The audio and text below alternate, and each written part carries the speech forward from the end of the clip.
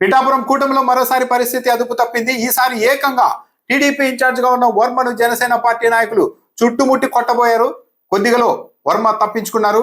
కొద్ది రోజుల క్రితం కూడా పిఠాపురం నియోజకవర్గంలో చంద్రబాబు నాయుడు ఫోటో లేకుండానే ప్రభుత్వ అధికారిక కార్యక్రమాలు నడుస్తున్నాయి. దీనిపైన కొద్ది రోజుల క్రితం వర్మ ఆవేదన, ఆందోళన, ఆగ్రహం వ్యక్తం చేసి వచ్చారు. అయితే ఈ రోజు కూడా మళ్ళీ కేవలం పవన్ కళ్యాణ్ ఫోటోతోనే, ముఖ్యమంత్రి చంద్రబాబు నాయుడు ఫోటో లేకుండా కార్యక్రమం నిర్వహించారు. దీంతో మరోసారి వర్మ ఆగ్రహం వ్యక్తం చేశారు. అయితే ఈసారి జనసేన పార్టీ నాయకులు వర్మను కొట్టేంత పని చేసేశారు. ఎన్నికల ముందు జనసేన పార్టీలోనికి వచ్చిన పెండెం దొరబాబును ఉద్దేశించి వర్మ కొన్ని వ్యాఖ్యలు చేశారు. అసలు దొరబాబు అనేవాడు ఎవడు? మట్టి వ్యాపారం చేసుకున్నవాడు ఇప్పుడు చెరువుల్ని కూడా తవ్వుకోవడానికి వచ్చాడా? ఈ టీడీపీ ఎవడి మీద అయితే పోరాటం చేసిందో ఇప్పుడు వాడే వచ్చి పెత్తనం చేస్తూ ఉన్నాడు అంటూ పెండెం దొరబాబును ఉద్దేశించి వర్మ ఈ వ్యాఖ్యలు చేశారు. దాంతో అక్కడే ఉన్న పెండెం దొరబాబు ఆగ్రహం వ్యక్తం చేస్తూ గుడ్లు రుమ్ముతూ ఒక్కసారిగా వర్మను కొట్టడానికి ముందుకెళ్లారు. ఆ సమయంలోనే కార్యకర్తలు అడ్డుకున్నారు. ఆ తర్వాత పరస్పరం జనసేన టీడీపీ కార్యకర్తలు బాహాబాహికి దిగారు. ఏకంగా తనను కొట్టడానికి జనసేన పార్టీ నాయకులు రావడంపై వర్మ ఆగ్రహం వ్యక్తం చేశారు. ఇక మేమే చేతగాని వాళ్ళం కాదు, మేము ఇక్కడ ప్రశాంతంగా ఉంటున్నామంటే చంద్రబాబు నాయుడు గారి ఆదేశాల మేరకే. ఇక రేపటి నుంచి మేమేంటో కూడా చూపిస్తామని వర్మ వార్నింగ్ ఇచ్చారు. ఇక్కడ తెలుగుదేశం పార్టీ బలంగా ఉండబట్టే ఈ నియోజకవర్గంలో భారీ మెజారిటీ వచ్చింది. ఇక్కడ తెలుగుదేశం పార్టీ ఏమీ లేకుండా పోలేదు.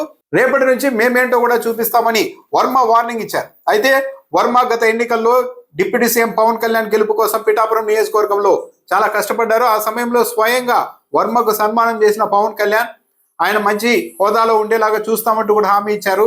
చాలా మంది ఎన్నికల తర్వాత అధికారంలోకి వస్తే వర్మకు ఎమ్మెల్సీ ఇస్తారనుకున్నారు. కానీ వర్మకు ఎమ్మెల్సీ కాదు, అసలు ఏ పదవి కూడా ఇవ్వడానికి పార్టీ నాయకత్వం కూడా ముందుకు రాలేదు. ప్రభుత్వ పెద్దలు కూడా చొరవ చూపలేదు.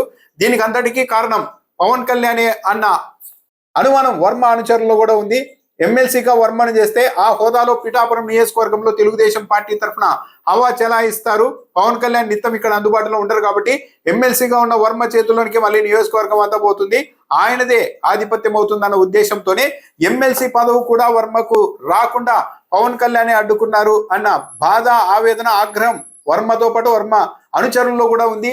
ఈ నేపథ్యంలోనే పదే పదే జనసేన పార్టీ నాయకులకు వర్మకు మధ్య క్లాష్ అన్నది కామన్ అయిపోయింది.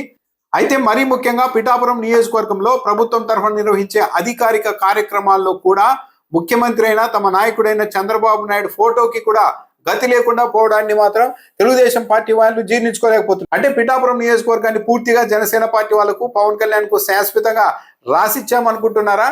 అంటే ఇక్కడ తెలుగుదేశం పార్టీ అన్నది ఉనికిలో కూడా ఉండకూడదా?